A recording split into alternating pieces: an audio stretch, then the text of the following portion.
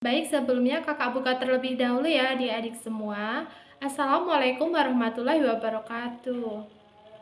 Baik, perkenalkan nama kakak Violita Dewi Cahyani, biasa dipanggil dengan sebutan Kak Violita. Terutama kalau nanti kalian mungkin mau memberikan sebuah pertanyaan kepada kakak, adik-adik sekalian bisa memanggil nama kakak dengan sebutan Kak Violita atau Kak Vio ya adik-adik semua. Kakak dari Prodi Keperawatan S1, mahasiswa Universitas Jenderal Ahmad Yani Yogyakarta. Tujuan kakak datang ke sini yang pertama yaitu kakak ingin memberikan sebuah pemaparan promosi kesehatan yang bertemakan pencegahan penularan COVID-19. Kata COVID di pendengaran adik-adik semua otomatis bukan sebuah kata asing ya.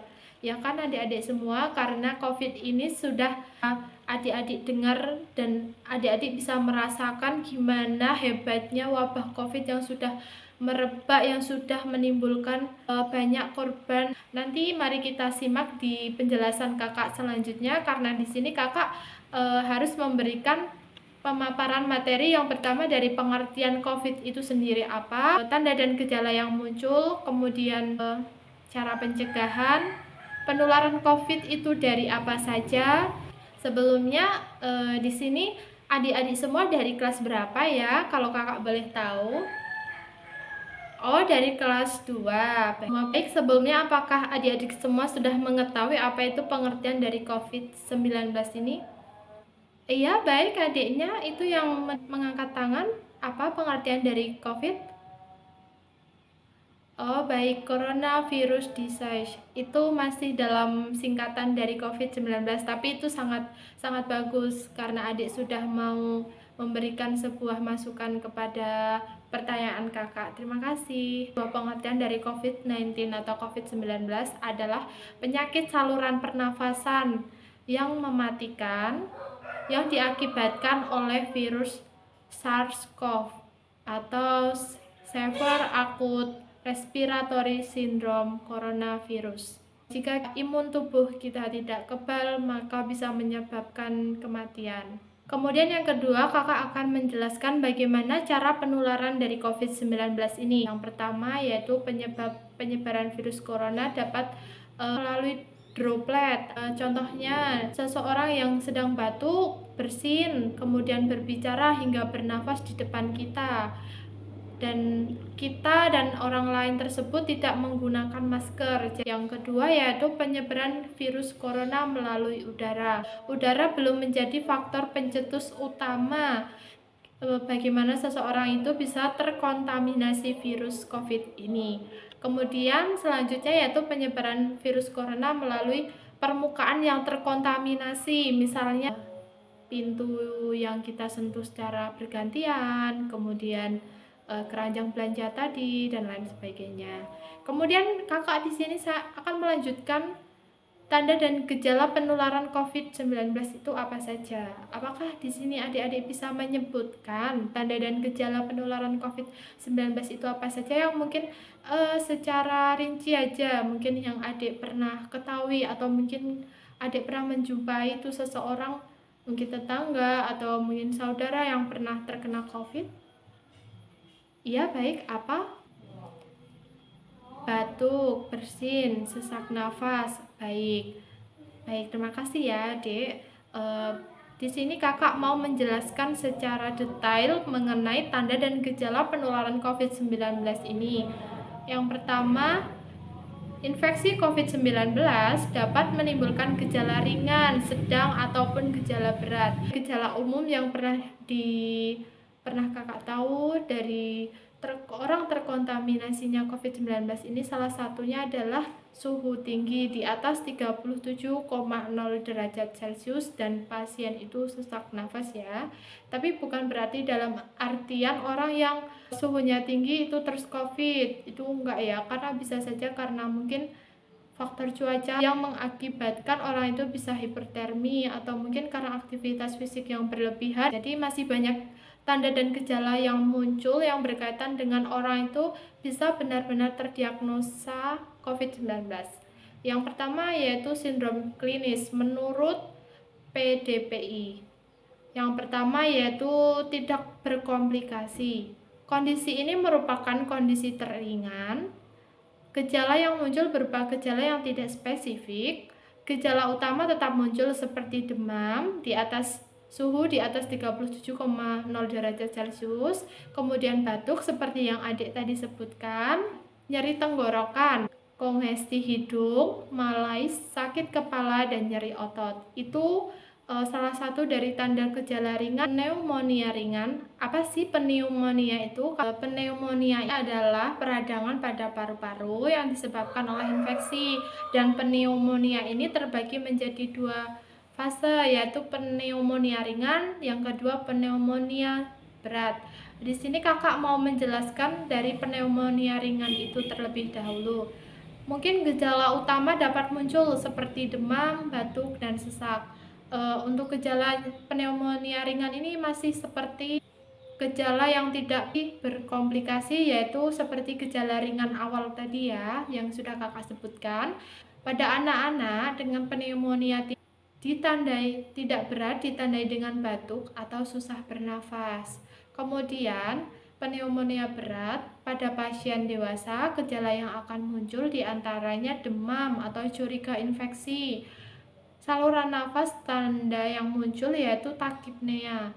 Takipnea itu apa sih adik-adik semua? Takipnea adalah pernafasan yang cepat, distress pernafasan berat, atau saturasi oksigen pasien kurang dari 90%. Baik, di sini kakak akan menjelaskan bagaimana cara mengedukasi atau mengajarkan kepada adik-adik semua bagaimana cara mencegah penularan dari COVID-19 ini. Yang pertama, sebelum kakak menyampaikan, apakah adik-adik bisa menyebutkan apa sih yang harus dilakukan untuk mencegah dari penularan COVID-19 ini? Kalau ada yang mau menjawab, boleh mengangkat tangannya. Iya, baik. Adik dengan adik siapa sebelumnya namanya? Oh, adik Diva. Baik. Oh, baik. Yang pertama yaitu menggunakan masker, yang kedua menjaga jarak, yang ketiga menjauhi kerumunan. Baik, makasih. Jawabannya sangat benar. Tapi nanti kakak di sini mau menjelaskan secara detail bagaimana cara pencegahan COVID-19 dari menutup mulut dan hidung dengan siku terlipat atau tisu. Tapi selama kita menjalankan karantina ini, selama pandemi ini, kita jarang hanya dengan menutup tangan atau menggunakan tisu karena kurang efektif ya adik-adik semua. Tadi sudah sempat disampaikan kepada adik Diva, yang pertama salah satunya yaitu menggunakan masker 3 lapis ya minimal, supaya kita menghambat penularan COVID-19 saat kita berinteraksi dengan orang banyak. Yang kedua yaitu rajin mencuci tangan dengan sabun dan air mengalir, atau mungkin bisa dilakukan menggunakan hand rub atau hand sanitizer. Cuci tangan menggunakan air mengalir dan sabun atau hand wash bisa dilakukan selama 40-60 detik. Untuk menggunakan hand rub bisa dilakukan selama 30-40 detik. Untuk efektivitas kuman yang mati setelah kita mencuci tangan yaitu sebanyak 80%. Kakak akan memberikan edukasi kepada adik-adik semua bagaimana cara mencuci tangan yang baik dan benar dengan 6 langkah. Ini tata cara ini bisa dilakukan dengan menggunakan hand wash ataupun hand rub ya adik-adik semua.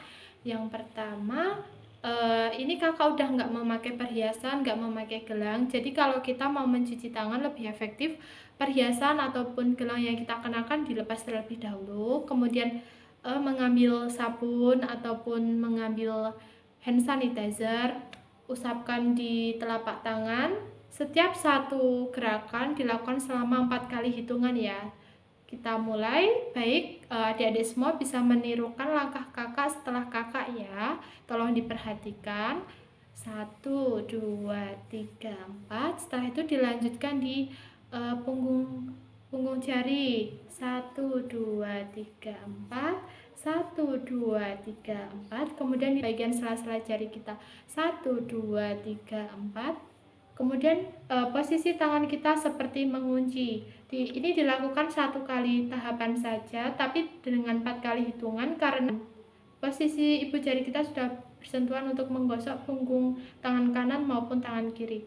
1, 2, 3, 4. Ini dilakukan dari arah atas ke bawah ya. Kemudian ibu jari 1, 2, 3, 4, 1, 2, 3, 4. Kemudian telapak tangan seperti arah jarum jam yang berputar. 1, 2, 3, 4. 1, 2, 3, 4. Baik. Apakah caranya sangat mudah untuk dilakukan?